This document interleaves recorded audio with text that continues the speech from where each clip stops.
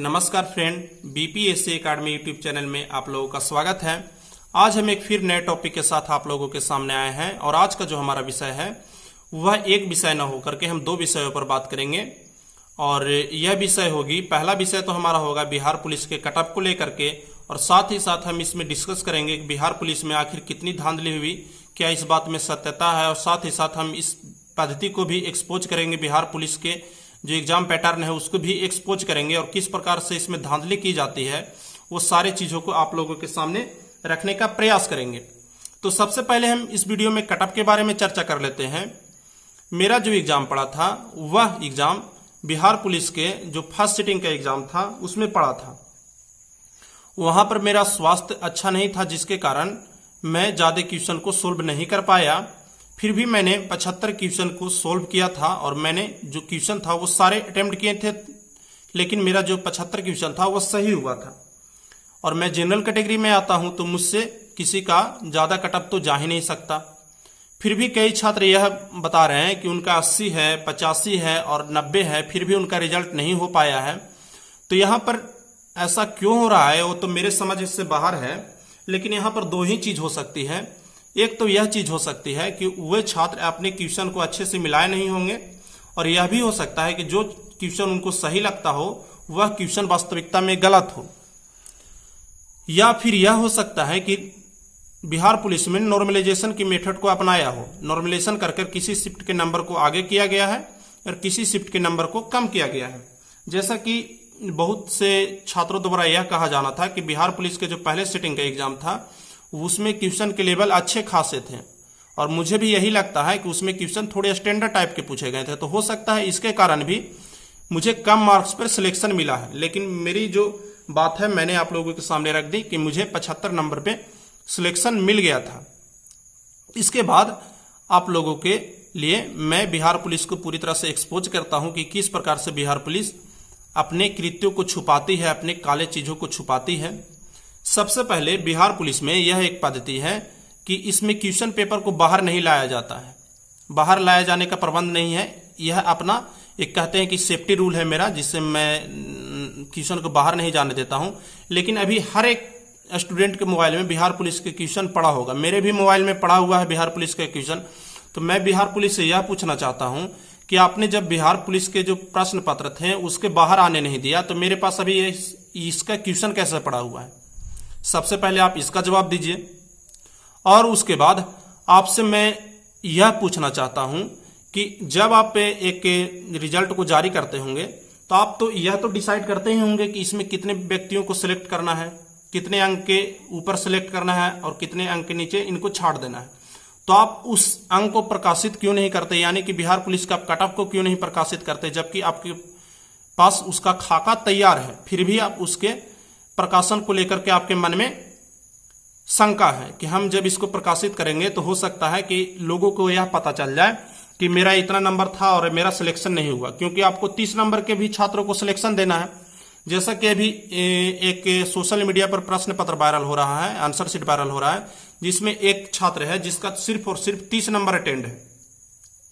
30 number के attendance के साथ ही उसका बिहार पुलिस में रिजल्ट शो कर रहा है। तो 30 नंबर पे बताइए कि मुझे कौन से कैटेगरी में 30 नंबर पे रिजल्ट हुआ है, और वह छात्र कोई फीमेल नहीं है, मेल है। आप लोगों के मन में ऐसा लग रहा होगा कि फीमेल होगी तो 30 नंबर पर उसका सिलेक्शन हो गया होगा। तो 30 नंबर पर किसी का सिलेक्शन हो जा रहा है, किसी का 80 नंबर में सिलेक्शन नहीं हो रहा है, तो इसके जवाबदेही भी आपके पास ही होनी चाहिए कि आप ऐसा क्यों कर रहे हैं। जब आप कटऑफ को प्रकाशित करते हैं तो 30 नंबर का जो छात्र है उसको थोड़ी परेशानी आती, लेकिन आपने तो कटऑफ को प्रकाशित ही नहीं किया, तो मामला तो यहीं पर आपने रफा दफा कर दिया। साथ साथ ही आप आंसर शीट को प्रकाशित नहीं करते। आंसर शीट को आपको प्रकाशित इसलिए नहीं करते होंगे मेरे अनुसार से, क्योंकि जब आप आंसर शीट को प्रकाशित करते हैं तो आपके जो हर एक के 100 क्वेश्चन में 20 क्वेश्चन आपके जो गलत रहते हैं या 10 क्वेश्चन आपके गलत आंसर रहते हैं, उसके लिए आपको छात्र हैं जो आपसे सवाल पूछते कि ये सारे चीजों का गलत आंसर है, इसलिए आपने क्यों सोचा कि इन सारे चीजों से बचते हुए मैं आंसर शीट ही ना प्रकाशित करूं। आपने ना किसी छात्र को यह बताया कि आप किस कारण से सिलेक्ट हुए, ना ही आपने किसी छात्र को यह बताया कि आप किस कारण से नहीं सिलेक्ट हुए हैं। तो पारदर्शिता की लेवल आप में इतनी है कि ना किसी को यह पता चल रहा है कि हम फेल क्यों हुए और ना ही किसी को यह पता चल रहा है कि हम पास क्यों हुए। अब बिहार के सिस्टम के बारे में किसको क्या नहीं पता है। यहाँ पर लगभग 80% जो रिजल्ट होती है वह 80% सीट तो बुक होती है, और यह बुकिंग काफी एक कहा जाए तो सब्जी की मंडी जिस प्रकार से होती है उस प्रकार से यहाँ पर बेचा जाता है सीटों को। मैं भी आप लोगों के साथ ही रहता हूँ, आप लोगों के समाज में ही रहता हूँ, तो मेरे अगल बगल भी ये सारी घटनाएं होती रहती है। जैसा कि मेरे एक छात्र था, उसने खुद 8-10 हजार में क्वेश्चन को खरीदा था, और उसने क्या किया कि 4-5 लोगों के पास क्वेश्चन को भेज दिया। तो 4-5 लोगों के पास जब यह क्वेश्चन गया तो वह 5 लोग तो अगले जो 5 लोग हैं उनका तो नुकसान करेंगे ही। इस प्रकार से कई जगह पे इस तरह के कृत्य देखे गए हैं, और इसमें जो प्रश्न पत्र वायरल हो जाते हैं 4-5 घंटे पहले वायरल हो जाते हैं। अब 4-5 घंटे पहले वायरल हो रहे हैं, इसका मतलब यह है कि 4-5 घंटे पहले स्कूल पर तो प्रश्न पत्र बिल्कुल ही नहीं गया होगा। इस बात को आप पूरी तरह से मान लीजिए। 4-5 घंटे पहले कहीं ना कहीं प्रश्न पत्र ऊपर के लेवल में रहा होगा, किसी ऊंचे अधिकारी के पास रहा होगा, और वहां से इस प्रश्न पत्र को वायरल किया गया है। और आप लोग क्या कर रहे हैं कि आंदोलन कर रहे हैं कि मुझे न्याय दो, प्रश्न पत्र को फिर से मतलब रिजल्ट को फिर से प्रकाशित करो। तो आप उनके पास ही चिल्ला रहे हैं जो एग्जाम को चोरी करवाए हैं, जो एग्जाम को लीक करवाए हैं। आपको क्या लगता है कि उनको इसके बारे में पता नहीं है कि बिहार पुलिस में धांधली हुई? हर एक अधिकारी को पता है, क्योंकि उन्हीं लोग द्वारा यह धांधली कराया जाता है। आप उनको ही बता रहे हैं कि हाँ धांधली हुआ है, तो आप एक ऐसा ही काम कर रहे हैं कि किसी सोए हुए व्यक्ति को आप जगा रहे हैं, लेकिन वह व्यक्ति ऐसे सोया हुआ है कि बस आंख को बंद कर लिया, लेकिन अंदर से वह जगा हुआ है। तो यही बात है हमारे साथ फ्रेंड, और यही बात आपके साथ भी होगी। आप लोगों को यह बता सकता हूं मैं कि आपको आगे करना क्या चाहिए। आप जाइए ट्विटर पर इस टॉपिक को ट्रेंडिंग करिए, क्योंकि आपकी एक संख्या काफी अच्छी है, 5-6 लाख आपका संख्या है। आप जाइए इस टॉपिक को ट्विटर पर ट्रेंड कराइए, क्योंकि जब तक इन लोगों को वोट के लिए फिक्र नहीं होगा, वोट के लिए जब तक इन लोगों को मैटर नहीं जाएगा कि लगता है कि मेरा वोट गड़बड़ा रहा है, तब तक आपका कुछ होने वाला नहीं है। ऐसा नहीं है कि ये सारा जो एग्जाम है इसमें केवल और केवल वही छात्रों का सिलेक्शन हुआ है जो केवल और केवल पैसा देकर सिलेक्शन करवाए हैं। ऐसा नहीं है, कुछ छात्र हैं जिनका अच्छे से सिलेक्शन हुआ है बिना किसी पैरवी के, लेकिन इन छात्रों की संख्या काफी कम है, और गिनती चुनती के कुछ छात्र हैं। क्योंकि इस बार जो बिहार पुलिस में जो क्वेश्चन वायरल हुआ था वो गजब का वायरल हुआ था। मतलब क्या कहा जाए, हर छात्र के पास मोबाइल में मैसेज आ रहा था कि इसका यह आंसर है, इसका यह आंसर है। मेरे साथ भी हुआ है, मैं खुद एग्जाम देने गया था, लेकिन मैं इन सारे चीजों में पढ़ता नहीं हूं। मेरा एक फंडा रहा है कि जब भी मैं एग्जाम देने जाता हूं तो मैं इधर उधर के चीजों पर न ध्यान दे करके केवल और केवल एग्जाम पर फोकस करता हूं, क्योंकि मुझे पता है कि इन सारे चीजों को करने में आपका ही नुकसान होता है।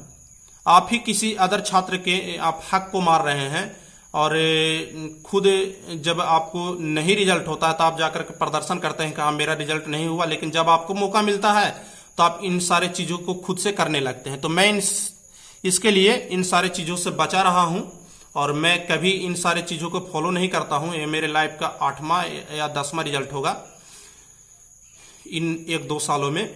तो छोटे छोटे एग्जाम में मेरा रिजल्ट हुआ है, ऐसा नहीं है कि मैंने कोई बीपीएससी या यूपीएससी क्वालिफाई किया है, क्योंकि मेरे पास उस समय ऐसी योग्यता ही नहीं थी, मैंने बीए भी नहीं कंप्लीट किया था। तो यही बात है फ्रेंड, वीडियो को आप लाइक करें ना करें, वीडियो को आप शेयर जरूर कर दें, क्योंकि अदर जो छात्र हैं उसको भी यह बात पता चले कि किस प्रकार से आपको बिहार पुलिस आपके लाइफ को बर्बाद कर रहा है।